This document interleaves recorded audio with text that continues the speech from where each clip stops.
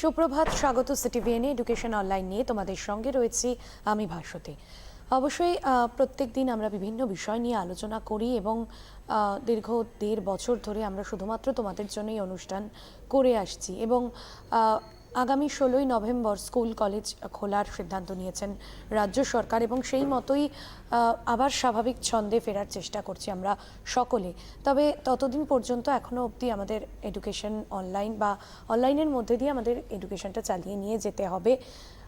আজ যে বিষয় নিয়ে আলোচনা করা হবে ভূগোল, যেহেতু সময় খুব সীমিত থাকে সেজন্য একেবারে ক্লাসে যাওয়ার চেষ্টা করব। একাদশ শ্রেণীর ভূগোল নিয়ে আলোচনা করা হবে এবং যিনি রয়েছেন ম্যাম পিয়ালি ভট্টাচার্য। প্রথমেই ম্যামকে অনেক অনেক স্বাগত সিটিভিএনে। নমস্কার। আর এই আজকে যে বিষয়টা পড়ানো হবে সেই বিষয় সম্পর্কিত, যে চ্যাপ্টার সম্পর্কিত কোনো অসুবিধে হলে অবশ্যই তোমরা স্ক্রিনে যাওয়া নম্বরে ফোন করে সরাসরি ম্যামের সাথে কথা বলতে পারো। ম্যাম, একেবারে ক্লাসে যাব। হ্যাঁ, তো ক্লাসে যাওয়ার আগে আমি স্টুডেন্টদেরকে একটা কিছু বিষয় বলতে চাই। সেটা হলো যে আজকে আমি তোমাদেরকে একাদশ শ্রেণীর ভূগোলের একটা নতুন অধ্যায় পড়াবো, যেটা হলো সম্পদ। অর্থনৈতিক ভূগোলের এটা একদম প্রথম অধ্যায়। তবে অধ্যায়ে আসার আগে কিছু বিষয় সম্পর্কে আমি তোমাদেরকে একটু বলতে চাই। যে ভূগোল বিষয়টা যখনই তোমরা পড়বে তখন পড়ার সময় কিন্তু সবসময় একটা বিষয় মাথায় রাখবে, যে যত বেশি মাত্রায় তোমরা ছবি আঁকতে পারবে এবং একে একে বিষয়গুলোকে খুব ভালোভাবে বুঝে নিতে পারবে, তত কিন্তু তোমরা এই সাবজেক্টটাতে বেশি স্কোর করতে পারবে। এবং এই সাবজেক্টটাতে কিন্তু খুব বেশি কিছু লিখতে হয় না, মানে অনেক বড় বড় করে কিছু লেখার থাকে না, মানে কোয়েশ্চেনের লেন্থগুলো খুব বড় হয় না, খুব ছোট করে এই বিষয়টা বোঝাতে হয়। এবং আজকে আমি যে চ্যাপ্টারটা তোমাদেরকে পড়াবো, পড়ানোর আগেই কয়েকটা বিষয় বলে রাখছি। এই চ্যাপ্টারটা থেকে কিন্তু প্রচুর শর্ট কোয়েশ্চেন্স আসে এবং তার সাথে সাথে প্রত্যেকটা বিষয় পড়ার সময় তোমরা উদাহরণগুলো খুব ভালো করে কিন্তু পড়বে। এবং তার সাথে যেটা বললাম, যে ড্রয়িংটা যত ভালো করে প্র্যাকটিস করতে পারবে এবং উদাহরণ লিখবে এবং সংজ্ঞাটা ভালোভাবে লিখতে পারবে, আশা করা যায় পরীক্ষায় কিন্তু তোমরা নাম্বার তত বেশি ভালো স্কোর করতে পারবে। তো এইটুকু কথা বলে নিয়ে এবার আমি সরাসরি টপিকটাতে চলে যাচ্ছি। আজকে আমি একাদশ শ্রেণীর অর্থনৈতিক ভূগোলের প্রথম অধ্যায় সম্পদটা নিয়ে আলোচনা করব।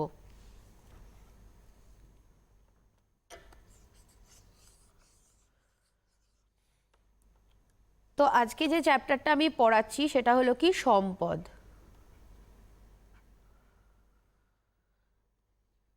রিসোর্স।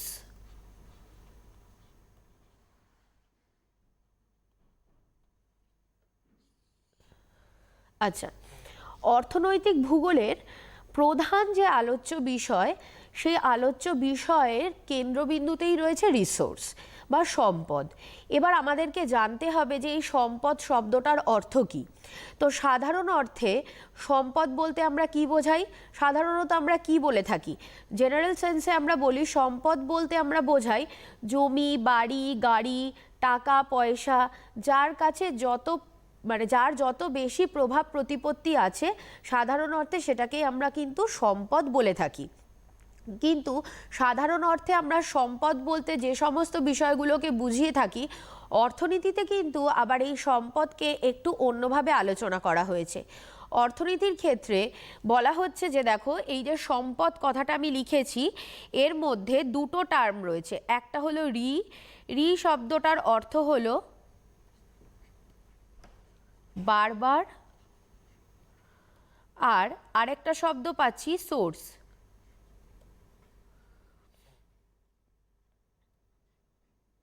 সোর্স হলো উৎস।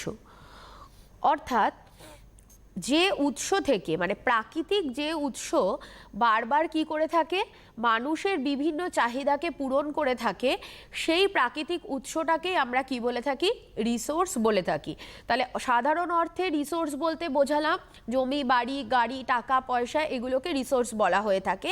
কিন্তু অর্থনীতির ক্ষেত্রে এই রিসোর্স বলতে বোঝাচ্ছে প্রকৃতির যে জায়গাটা থেকে, মানে যে উৎসটা থেকে বারবার মানুষের নানা ধরনের চাহিদা পূরণ হয়ে থাকে, সেই উৎসটাকেই আমরা অর্থনীতিতে কিন্তু রিসোর্স বলে থাকি। তো এবার বলতে গেলে তাহলে এই অর্থে রিসোর্সটা তাহলে কি কি বিষয়কে আমরা রিসোর্স বলতে পারি? যেরকম উদাহরণ হিসাবে আমি কয়েকটা বিষয় তোমাদেরকে বলছি। যেরকম ধরো কোনো খনিজ সম্পদ, আমরা কোনো খনি থেকে বারবার খনিজ দ্রব্যগুলোকে উত্তোলন করে থাকি। যেরকম ধরো আমরা কয়লা উত্তোলন করছি, পেট্রোলিয়াম উত্তোলন করছি, বা বিভিন্ন ধরনের খনিজ পদার্থ যেগুলো রয়েছে সেগুলোকে উত্তোলন করে আমরা বারবার সেগুলোকে ব্যবহার করছি। তাহলে এই খনিজ দ্রব্য যেখান থেকে উত্তোলন করছি সেটাকে আমরা কি বলতে পারি? রিসোর্স বলতে পারি বা সম্পদ বলতে পারি। তো অর্থনীতিতে সম্পদ শব্দটা যেটা এসছে, সেই সম্পদ, কোনো একটা বস্তুকে কখন সম্পদ বলবো তার কিছু নিয়ম আছে। কি কি নিয়ম আছে? কেন কোনো বস্তুকে কখন আমরা সম্পদ বলতে পারবো বা কেন বলবো সেটা আগে জানতে হবে। সবার প্রথমত কোনো একটা বস্তুকে সম্পদে পরিণত হতে গেলে তার কার্যকারিতা এবং উপযোগিতা, এই দুটো বিষয়। যেমনটা বলছিলেন যে প্রত্যেকটা চ্যাপ্টার ক্ষেত্রে এই যে বোর্ড ওয়ার্ক, যেমনটা বোর্ড ওয়ার্ক করে প্রত্যেকদিন আমরা পড়িয়ে থাকি ম্যাম বা স্যার যারা আসেন, এবং সেক্ষেত্রে বোর্ড ওয়ার্কের সাথে সাথে তোমরা যদি পড়াটা করো তাহলে খুব সুবিধে হয়। এবং অবশ্যই আজ ভূগোল নিয়ে আলোচনা করা হচ্ছে, কারণ ভূগোল নিয়ে অনেকের মধ্যে একটা ইন্টারেস্ট যেরকম থাকে, অনেকের মধ্যে ভূগোল পরীক্ষার আগে একটা ভয় থাকে। এবং সেক্ষেত্রে দাঁড়িয়ে এখন যেহেতু হাতে অনেকটা সময় রয়েছে, এবং একাদশ শ্রেণীর ভূগোল মানে একেবারে যারা একাদশ শ্রেণীতে সাবজেক্টটাকে নতুনভাবে চুজ করেছো, এবং একাদশ শ্রেণীতে যে কোনো বিষয় অনেকটা ভাস্ট হতে থাকে, সেক্ষেত্রে বিষয়টা কিন্তু খুব বুঝে যত্ন নিয়ে পড়লে পরীক্ষার ক্ষেত্রে যেরকম অসুবিধা হয় না। কারণ মূল্যায়নটা বড় কথা নয়, পরবর্তীকালেও সাবজেক্টটা নিয়ে পড়াশোনা করলে ভিতটা কিন্তু সেই জায়গা থেকে সঠিকভাবে তৈরি হয়। ম্যাম আরও একবার ক্লাসে ফিরবো। তো রিসোর্স যে কথাটা আমি তোমাদেরকে বোঝাচ্ছিলাম, সেটার মধ্যে বলছিলাম যে কোনো একটা বিষয়, কোনো একটা বস্তুকে আমরা কখন রিসোর্স বলতে পারি। তো কোনো একটা বস্তুকে আমরা তখনই রিসোর্স বলতে পারবো যখন তার উপযোগিতা এবং কার্যকারিতা থাকবে। তো বিষয়টা আমি একটু লিখছি। একটা বস্তু, সেই বস্তুটাকে আমরা কখন রিসোর্স বলতে পারবো? যখন তার উপযোগিতা থাকবে আর কার্যকারিতা থাকবে।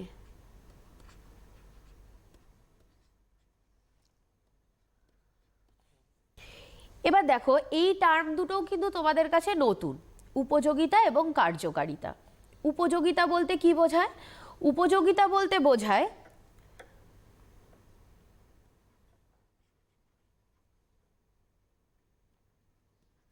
মানুষের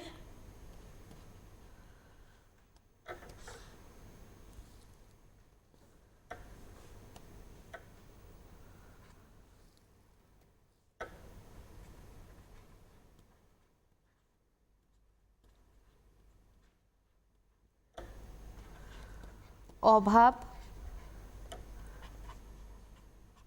পূরণ করার ক্ষমতা। তার মানে কোনো একটা বস্তুকে আমরা কখন সম্পদ বলতে পারবো? যখন সেই বস্তুটা মানুষের অভাব পূরণ করার মতো ক্ষমতা থাকবে। যদি কোনো বস্তু মানুষের অভাব পূরণ না করে, সেক্ষেত্রে সেই বস্তুটিকে কিন্তু আমরা সম্পদ বলতে পারবো না। এর পরবর্তী যেটা বলা হচ্ছে সেটা হলো কি? কার্যকারিতা। পরবর্তী যে টার্মটা আমি তোমাদেরকে বলেছি সেটা হলো কি? কার্যকারিতা। এবার কার্যকারিতা বলতে কি বোঝাচ্ছে? কার্যকারিতা শব্দটার মানেটা কিছুটা সহজ, যেটা বোঝা যাচ্ছে। কার্যকারিতা বলতে বোঝাচ্ছে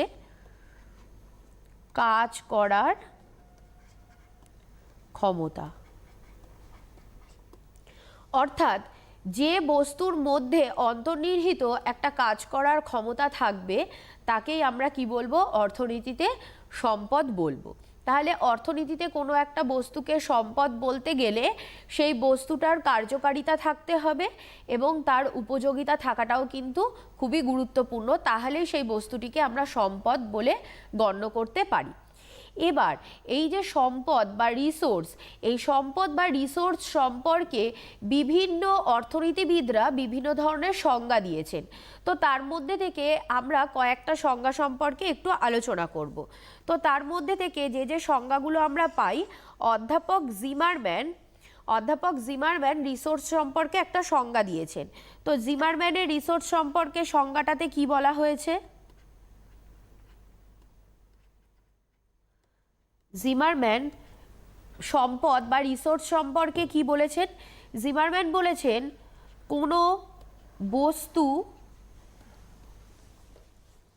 বস্তুর মধ্যে থাকা কাজ করার ক্ষমতা যার দ্বারা ওই বস্তুটি মানুষের চাহিদা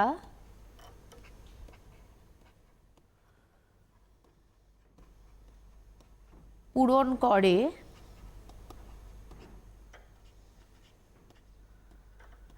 তাকে সম্পদ বলে।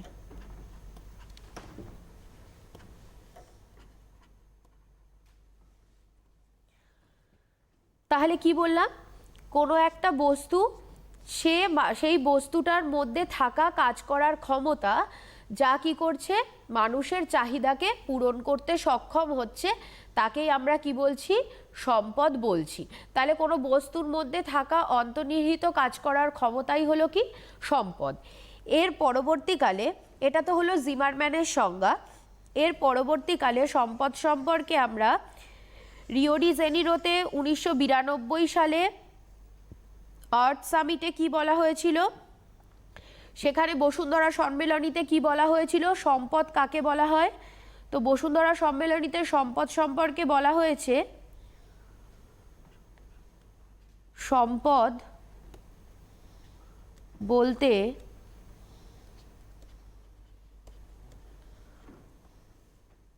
কোনো বস্তুকে বোঝানো হয়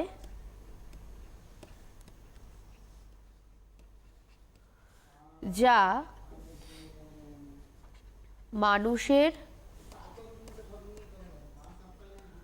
চাহিদা পূরণ করে এবং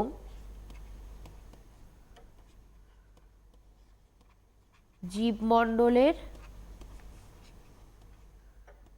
ভারসাম্য রক্ষা করে।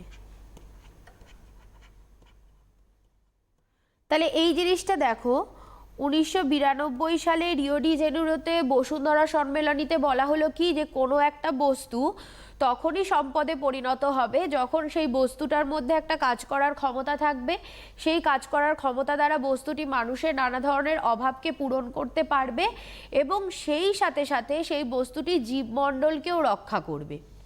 তার মানেটা কি, আমি তোমাদেরকে একটা বিষয় উদাহরণের সাহায্যে বোঝাচ্ছি। ধরো পারমাণবিক বোমা, পারমাণবিক বোমাও তো একটা দেশের ক্ষেত্রে সম্পদ হতে পারে, তাই না? কিন্তু আমরা অর্থনীতিতে কিন্তু পারমাণবিক বোমাকে সম্পদ বলবো না। কেন বলবো না?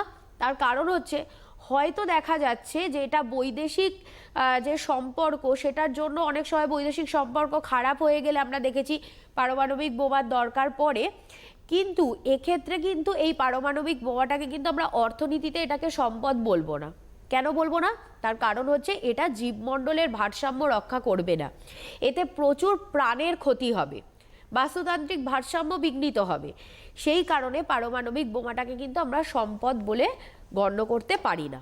তো এটা হলো কি সম্পদ সম্পর্কে আমাদের সংজ্ঞা। তো এর পরে যে বিষয়টা আমাদেরকে পড়তে হবে সেটা হলো কি, সম্পদ সৃষ্টিকারী উপাদান। ভীষণ ভালো করে বিষয়গুলো পড়বে, আমি পরপর কোয়েশ্চেনগুলোকে নিয়েই আলোচনা করছি। প্রথম যে কোশ্চেনটা নিয়ে আলোচনা করলাম সেটা হলো কি, রিসোর্স বা সম্পদ শব্দটির অর্থ কি। দ্বিতীয় যে কোয়েশ্চেনটা পড়ালাম যে সম্পদের সংজ্ঞা দাও, এরকম 2 মার্কসের কোয়েশ্চেন আসে। পরবর্তী যে কোশ্চেনটা পড়াচ্ছি সেটা হলো কি, সম্পদ সৃষ্টিকারী বিভিন্ন উপাদানগুলি। নেক্সট যে কোশ্চেনটা পড়াচ্ছি, কোশ্চেনটা লিখেই আমি বলে দিচ্ছি,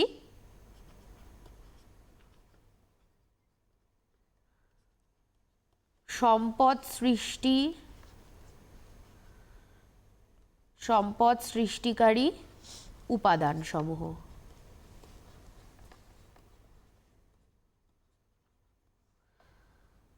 তো সম্পদ সৃষ্টিকারী উপাদান সমূহ মানে কি কি উপাদান দ্বারা সম্পদ সৃষ্টি হয়? তো এর উত্তরে আমরা সবার প্রথমে বলবো 3টি উপাদান দ্বারা সম্পদ সৃষ্টি হয়ে থাকে। তার মধ্যে সবার প্রথম উপাদান হলো প্রকৃতি, নেচার, মানুষ, আর লাস্ট হলো সংস্কৃতি। খুব ইম্পর্টেন্ট এই 3টে পয়েন্ট, খুব ইম্পর্টেন্ট।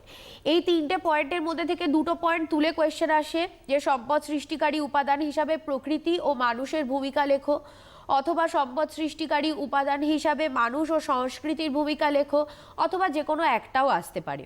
তো এবার আমি বিষয়টাতে চলে আসছি, আলোচনার বিষয়তে চলে আসছি। তো বলা হয়েছে সম্পদ সৃষ্টিকারী উপাদানসমূহ যেগুলো আমি লিখলাম, প্রকৃতি, মানুষ ও সংস্কৃতি, তার মধ্যে সবার প্রথমে আমি প্রকৃতিকে নিয়ে আলোচনা করব। দেখো, সম্পদ সৃষ্টির মূল কেন্দ্রবিন্দুতেই কিন্তু রয়েছে প্রকৃতি। আমরা এই যে সম্পদটাকে সংগ্রহ করছি, সেটা কোথা থেকে সংগ্রহ করছি? আমরা প্রকৃতি থেকেই সম্পদকে সংগ্রহ করছি। প্রকৃতিতে কিন্তু সম্পদ বিভিন্ন জায়গায় বিভিন্নভাবে বণ্টিত রয়েছে।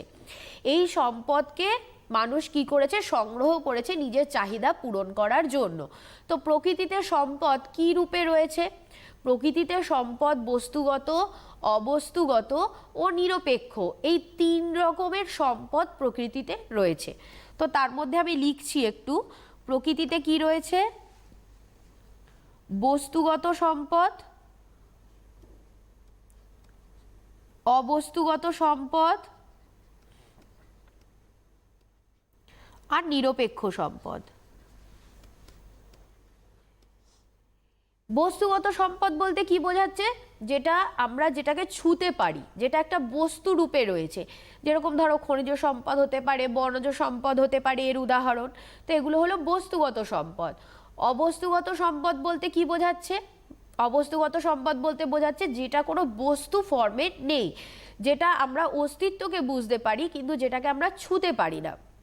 যেরকম ধরো মানুষের জ্ঞান, বুদ্ধি, মানুষের কর্মকুশলতা, এগুলোকে আমরা সব অবস্তুগত সম্পদ বলে থাকি।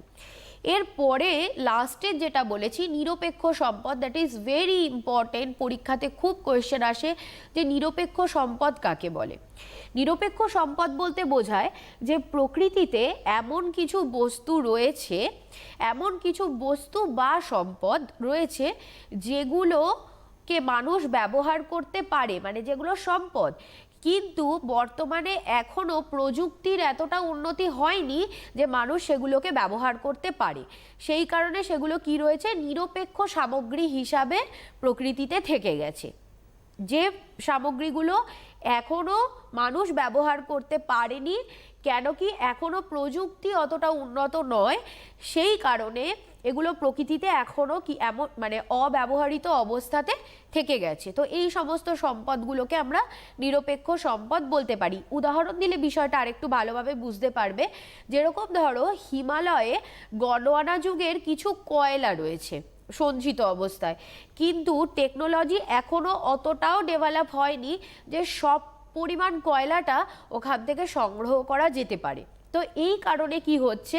এই কারণে দেখা যাচ্ছে ওই কয়লাটা সম্পদ, কয়লাটাকে আমাদের দরকার, আমাদের নিত্য প্রয়োজনে কয়লাটা দরকার, কিন্তু সেই কয়লাটাকে এখনো সংগ্রহ করা যায়নি বলে সেটাকে ব্যবহার করা যাচ্ছে না। তো এক্ষেত্রে এই ধরনের সামগ্রীগুলোকে কি বলা হয়ে থাকে? নিরপেক্ষ সামগ্রী বলা হয়ে থাকে। খুব ইম্পর্টেন্ট কোশ্চেনটা। তাহলে দেখো, প্রকৃতি কি করেছে? সম্পদকে সরবরাহ করছে।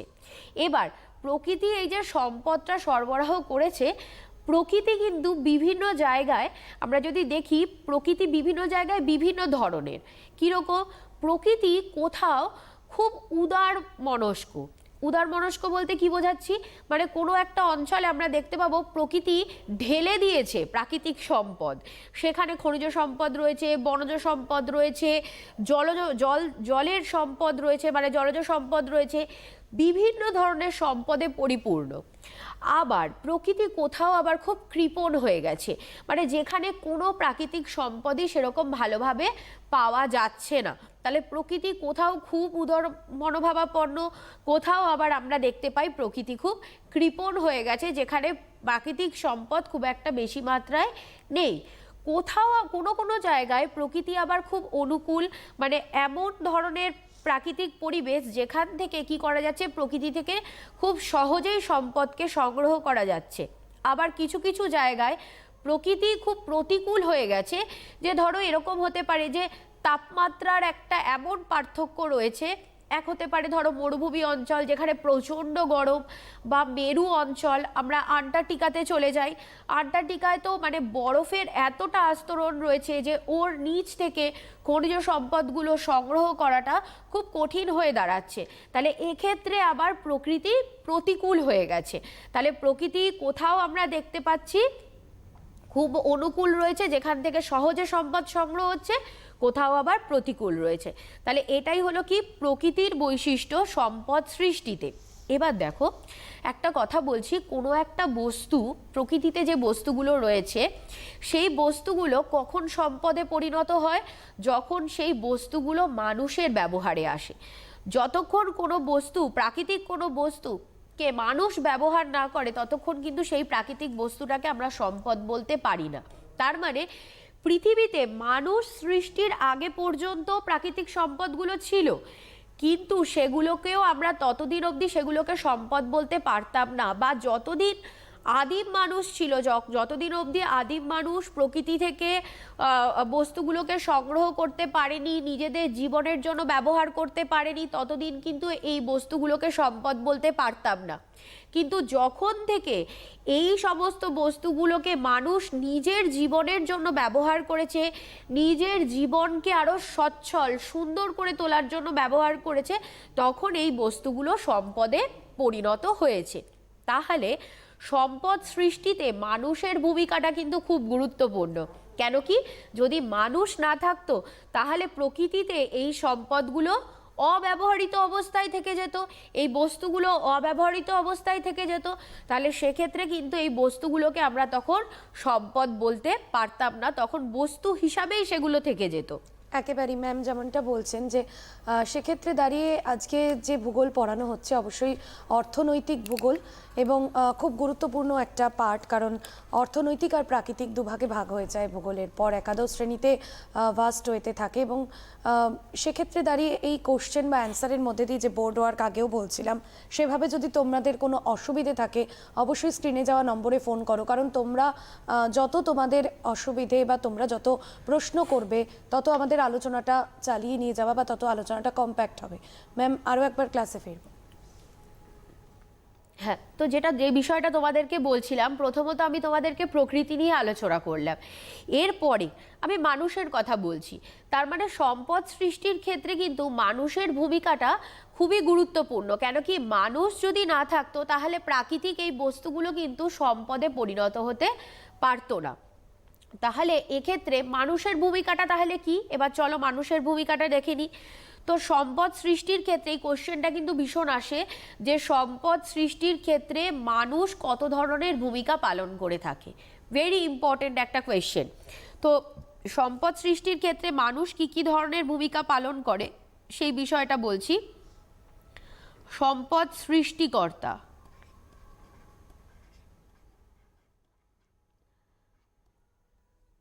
ফার্স্ট পয়েন্টে বললাম সম্পদ সৃষ্টিকর্তা।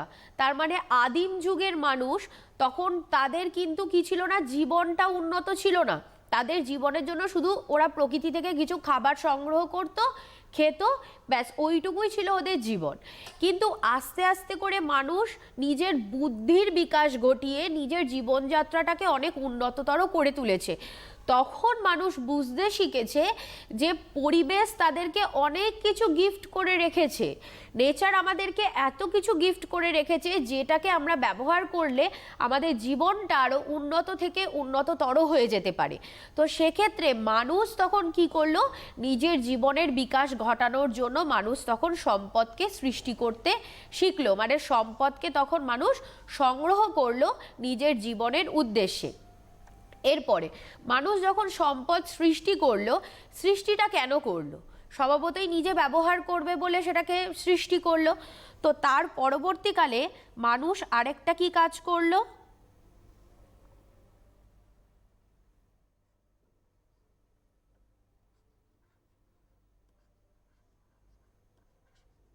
ব্যবহারকারী। তার মানে মানুষ সম্পদকে সৃষ্টি করলো কি কারণে? নিজে ব্যবহার করার জন্য, ঠিক আছে। এইবার তাহলে আমরা কি দেখতে পেলাম? যে সম্পদ সৃষ্টিতে মানুষ দু ধরনের ভূমিকা পালন করলো, একটা হলো সম্পদ সৃষ্টিকর্তা আর একটা হলো সম্পদ ব্যবহারকারী। এইবার দেখো, সম্পদ সৃষ্টি আর সম্পদ ব্যবহার, এই দুটো বিষয়ের মাঝে কিন্তু আরেকটা বিষয় খুব ইম্পর্টেন্ট। কি? যখন সম্পদ সৃষ্টি হয় তখন মানুষ কি করে? পরিবেশ থেকেই সম্পদটাকে সংগ্রহ করে না, প্রকৃতি থেকে সংগ্রহ করে। এই প্রকৃতি থেকে সংগ্রহ করা সম্পদটাকে মানুষ নিজের ব্যবহার উপযোগী করে তোলে। সব সময় সব সম্পদ কিন্তু সরাসরি প্রকৃতি থেকে সংগ্রহ করে মানুষের ব্যবহার উপযোগী হয়ে ওঠে না, সেটাকে মানুষকে কি করতে হয়? নিজের ব্যবহার উপযোগী করে তুলতে হয়। তো এই সম্পদ সৃষ্টি এবং ব্যবহারের মাঝে, মানে ব্যবহার উপযোগী করে তোলার মাঝে সম্পদ কিছুটা নষ্টও হয়ে যায়, ঠিক আছে। তো সেক্ষেত্রে প্রকৃতি আবার কি, সেক্ষেত্রে মানুষ আবার কি করছে? সম্পদ ধ্বংসকারী হিসাবেও কাজ করছে।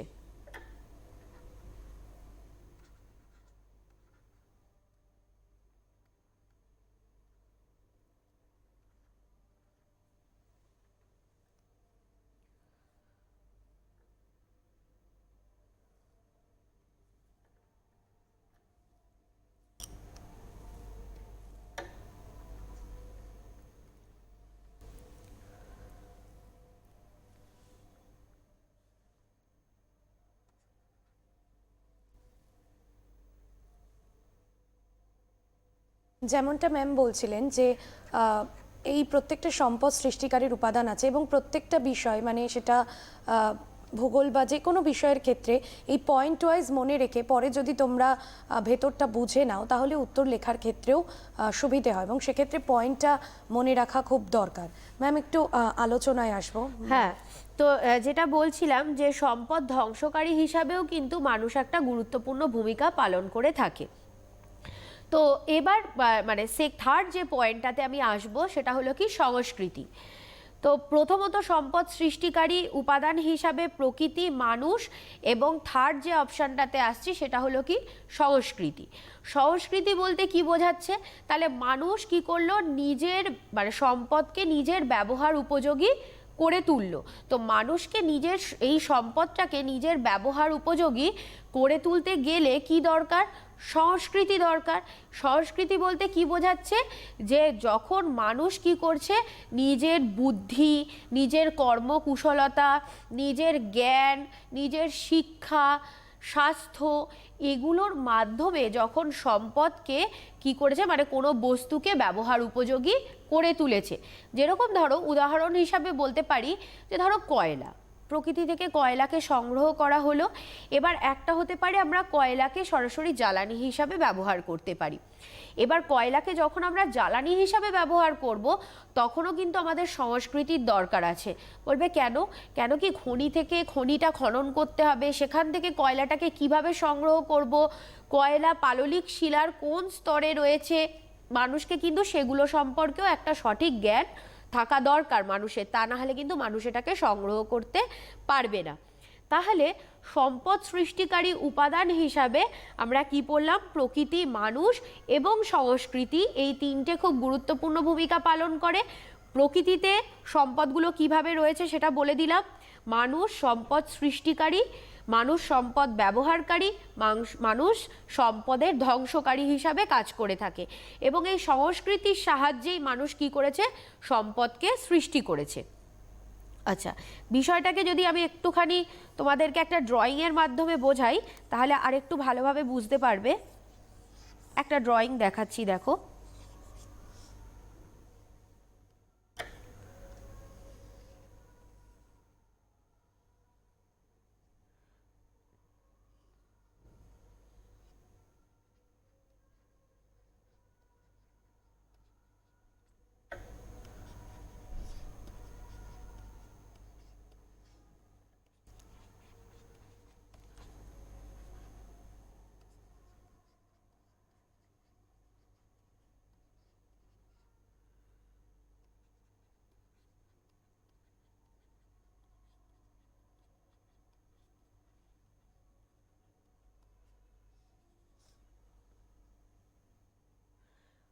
দেখো একটা ট্রায়াঙ্গেল ড্রয়িং করেছি, তার মিডিলে লিখেছি সম্পদ বা রিসোর্স, একদিকে লিখেছি প্রকৃতি, একদিকে মানুষ, আর একদিকে সংস্কৃতি। মানে এটা একটা ট্রায়াঙ্গেল হয়ে গেছে।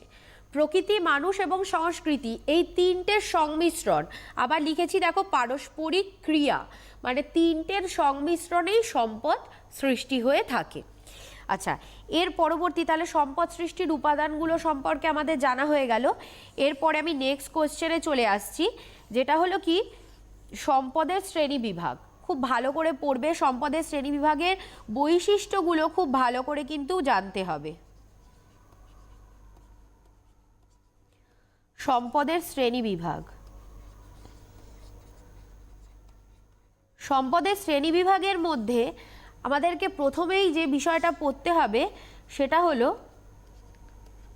সৃষ্টির উপাদান হিসাবে।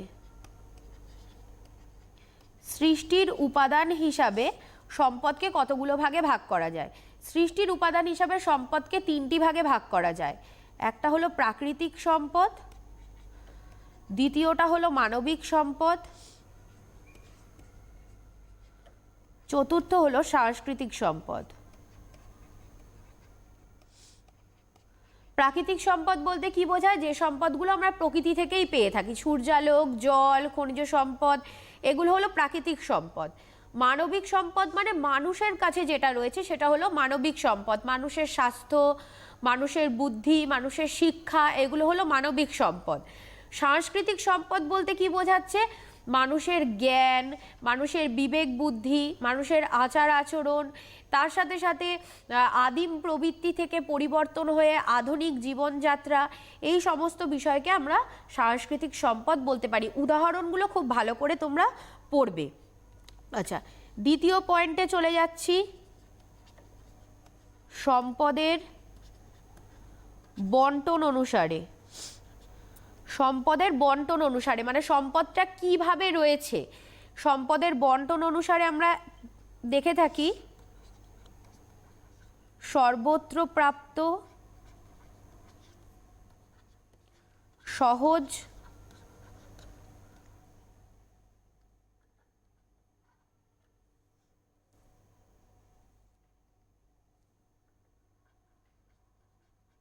সর্বত্র প্রাপ্য, সহজ প্রাপ্য,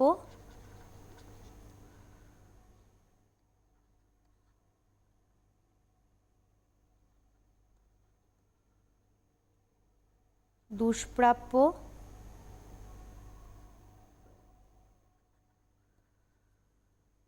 আর একটা হলো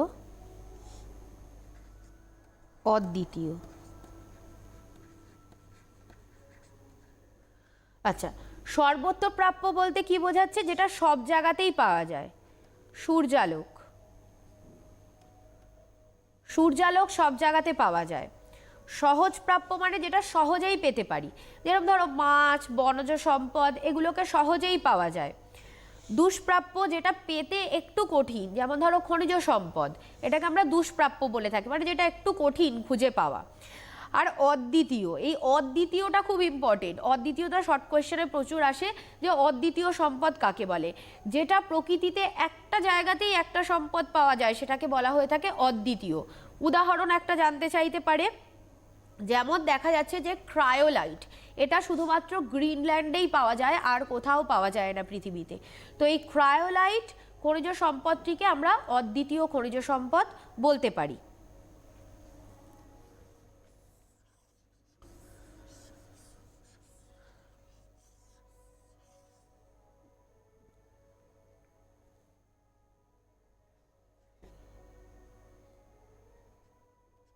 এবার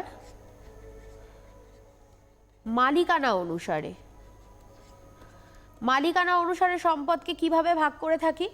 মালিকানা অনুসারে আমরা বলতে পারি, প্রথমত আমরা কি বলতে পারি? ব্যক্তিগত সম্পদ। ব্যক্তিগত সম্পদ কোনগুলো?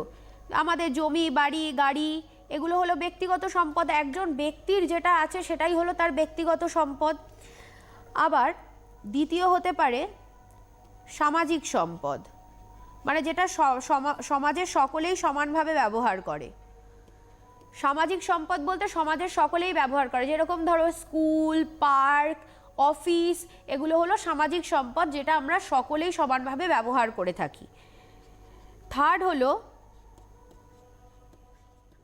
জাতীয় সম্পদ, যেটা একটা দেশের। জাতীয় সম্পদ মানে আমাদের দেশে, ধরো আমাদের দেশের জাতীয় সড়ক হতে পারে, আমাদের দেশের খনিজ সম্পদের ভাণ্ডার হতে পারে, আমাদের দেশের যেটা রয়েছে, আমাদের দেশের জলজ সম্পদ হতে পারে, যতটা পরিমাণ জলভাগ আমাদের দেশে রয়েছে সেটা হলো কি জাতীয় সম্পদ। ফোর্থ হলো আন্তর্জাতিক সম্পদ। আন্তর্জাতিক সম্পদ বলতে বোঝাচ্ছে পৃথিবীর সব দেশ যেটাকে ব্যবহার করে। খুব ইম্পর্টেন্ট এই প্রশ্নটা, আন্তর্জাতিক সম্পদের একটা উদাহরণ দাও। এরম ধরনের কোয়েশ্চেনগুলো খুব বেশি আসে। আন্তর্জাতিক সম্পদ বলতে যেটা পৃথিবীর সব দেশ যে সম্পদকে ব্যবহার করে থাকে। উদাহরণটা আমি লিখে দিচ্ছি। ওজোন স্তর, বায়ুমণ্ডলের ওজোন স্তর কি করে? প্রাকৃতিক সৌর পর্দা হিসাবে কাজ করে, সূর্য থেকে আসা অতিবেগুনি রশ্মিকে এটা শোষণ করতে সাহায্য করে থাকে। তো সেই জন্য ওজোন স্তর বা আন্টার্কটিকা মহাদেশ, এই মহাদেশটাকে প্রত্যেকটা দেশই কি করছে? বৈজ্ঞানিক গবেষণার কাজে ব্যবহার করছে। সেই জন্য এই আন্টার্কটিকা মহাদেশটাকেও আমরা আন্তর্জাতিক সম্পদ বলতে পারি।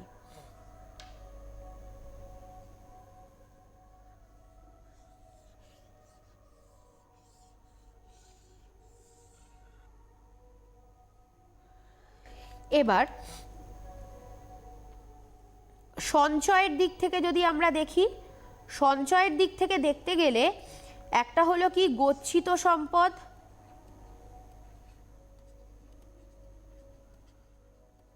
আর দ্বিতীয়টা হলো প্রবহমান সম্পদ। খুব ইম্পর্টেন্ট কিন্তু এই দুটো, গচ্ছিত আর প্রবহমান সম্পদ। গচ্ছিত সম্পদের উদাহরণ বলে দিচ্ছি, কয়লা, খনিজ তেল।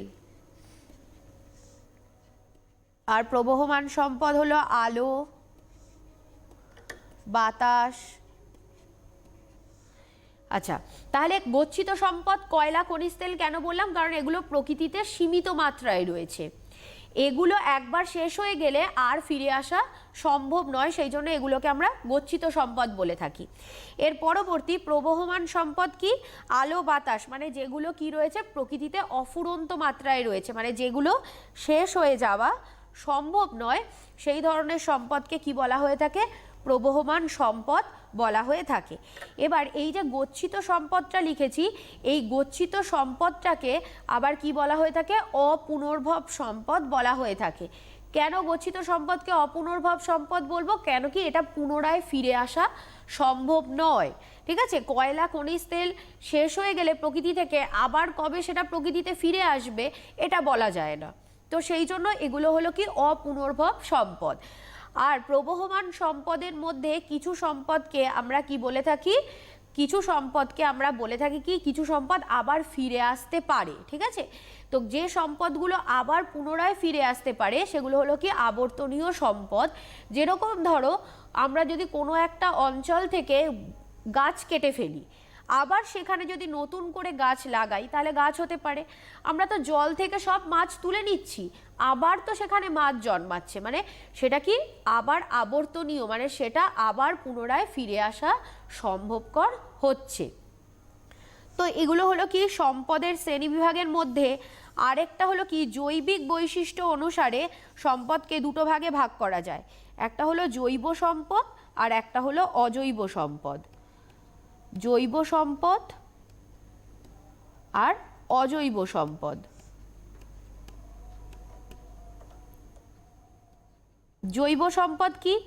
যেটার প্রাণ আছে সেটাকেই আমরা জৈব সম্পদ বলি, আর অজৈব সম্পদ বলতে যেটার প্রাণ নেই সেটাকে আমরা অজৈব সম্পদ বলে থাকি। জৈব সম্পদ হিসাবে আমরা বনভূমিকে বলতে পারি, আর অজৈব সম্পদ হিসাবে আমরা খনিজ পদার্থগুলোকে অজৈব সম্পদ বলতে পারি।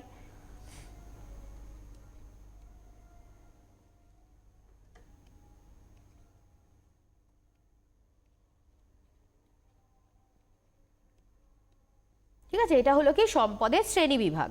আচ্ছা, সম্পদের শ্রেণীবিভাগ নিয়ে আলোচনা করার পর আমি নেক্সট যে বিষয়টা বলবো সেটা হলো কি সম্পদের কার্যকারিতা। এটা খুব ইম্পর্টেন্ট একটা বিষয়। বলেছিলাম কোনো বস্তুর যদি কার্যকারিতা থাকে তাহলেই সেই বস্তুটাকে আমরা কি বলতে পারি, সম্পদ বলতে পারি। কোনো বস্তু যদি কার্যকারিতা না থাকে তাহলে সেটাকে সম্পদ বলা যায় না। তো এই কার্যকারিতার দিক থেকে কিছু বিষয় খুব ভালো করে বুঝে নিতে হবে, সম্পদের কার্যকারিতার তত্ত্বটা খুব ভালো করে বুঝতে হবে। নেক্সট কোশ্চেন হলো সম্পদের কার্যকারিতার তত্ত্ব। সম্পদের কার্যকারিতার তত্ত্বতে কি বলা হচ্ছে, আমি শর্টে তোমাদেরকে একটা ফর্মুলা বলে দিচ্ছি, একটু দেখে নাও। কোনো একটা বস্তু, তার সাথে কার্যকারিতা আছে, কার্যকারিতা প্লাস লিখেছি, দ্যাট ইজ ইকুয়ালস টু সম্পদ। মানে বস্তুর সাথে যদি কার্যকারিতা যুক্ত থাকে তাহলে সেটা হবে সম্পদ। কয়লা উদাহরণ হিসাবে লিখলাম। দ্বিতীয়, অবস্তু প্লাস কার্যকারিতা ইকুয়ালস টু সম্পদ, মানুষের বুদ্ধি। থার্ড, বস্তু মাইনাস কার্যকারিতা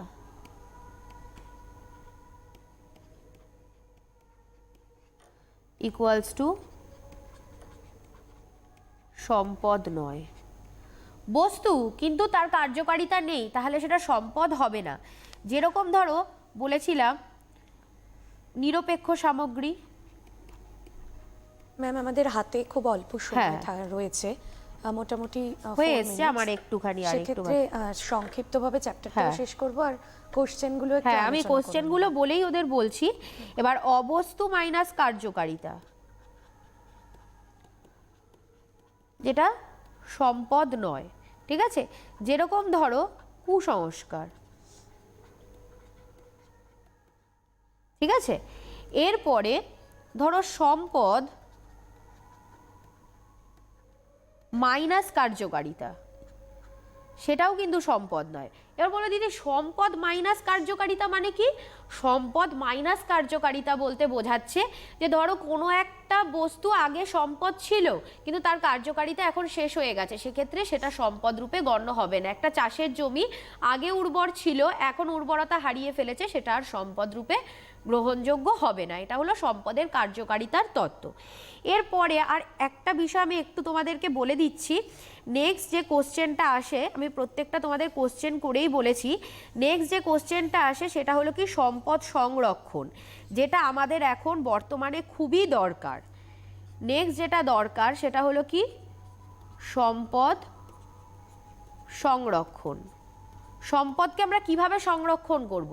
তাহলে সম্পদকে সংরক্ষণ করতে গেলে সম্পদের অতিরিক্ত ব্যবহারটাকে আমাদেরকে কমিয়ে নিয়ে আসতে হবে। সম্পদকে আমাদেরকে কি করতে হবে? আমাদের প্রয়োজন ভিত্তিক ব্যবহার করতে হবে। সম্পদের ব্যবহারযোগ্যতাটাকে বাড়িয়ে তুলতে হবে, মানে যাতে অল্প পরিমাণ কাঁচামাল দিয়ে বেশি পরিমাণে দ্রব্য আমরা পেতে পারি। এবং সম্পদকে আমাদেরকে বিজ্ঞানসম্মতভাবে ব্যবহার করতে হবে, অতিরিক্ত মাত্রায় ব্যবহার করে ফেললে কিন্তু চলবে না। আর তার সাথে সাথে কি করতে হবে? সম্পদকে মানে ব্যবহারের ফলে যাতে পরিবেশের কোনো রকম ক্ষতি না হয়, বাস্তুতান্ত্রিক ভারসাম্য যাতে কোনোভাবে নষ্ট না হয়ে যায়, সেই দিকেও কিন্তু কি করতে হবে? নজর রাখতে হবে। একেবারেই ম্যাম, আজকে আমরা একেবারে সময়ের শেষে চলে এসেছি, সেক্ষেত্রে দাঁড়িয়ে শেষ করতেই হচ্ছে। অনেক অনেক ধন্যবাদ স্টিটিভিএনে আসার জন্য। ম্যাম যেভাবে পড়ালেন, অবশ্যই তোমরা লাইভ ক্লাস যারা দেখতে পারোনি অবশ্যই রেকর্ডেড অনুষ্ঠানটা দেখে দেবে। আজ এখানেই শেষ করতে হচ্ছে। আরও অন্যান্য পর্বের জন্য নজর থাকুক সিটিভিএনে।